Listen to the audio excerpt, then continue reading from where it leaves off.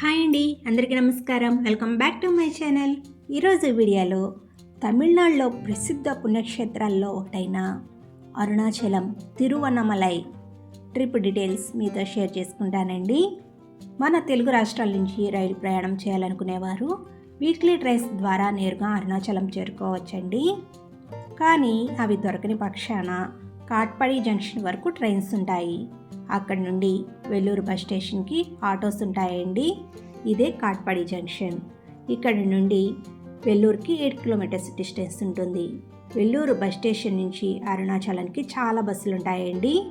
ఇక్కడ నుండి అరుణాచలం వెళ్ళడానికి 2.5 గంటల టైం పడుతుంది. అరుణాచలంలో స్టే చేయడానికి చాలా ఆశ్రమాలు, కాటేజెస్ ఉంటాయండి. వాటిలో ఒకటి శైవమఠం. ఎగ్జాక్ట్గా టెంపుల్కి ఆపోజిట్ రోడ్లో ఉంటుందండి. టెంపుల్కి దగ్గరగా చాలా బాగుంటుంది.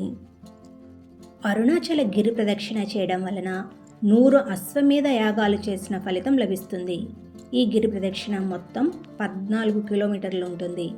అరుణగిరికి 8 దిక్కులన 8 శివలింగాలు ఉంటాయి. అవి ఇంద్రలింగం, అగ్నిలింగం, యమలింగం, నైరుతిలింగం, వరుణలింగం, వాయులింగం, కుబేరలింగం మరియు ఈశాన్యలింగం. వీటితో పాటు ఎదర్నర్ అన్నామలై ఆలయం, ఆది అన్నామలై ఆలయం, సూర్యలింగం మరియు చంద్రలింగం వంటి ఆలయాలు మరియు మోక్షమార్గం, రమణాశ్రమం, శేషాద్రి ఆశ్రమం మొదలగు ఆశ్రమాలు కూడా ఈ గిరి ప్రదక్షిణ మార్గంలో ఉంటాయి.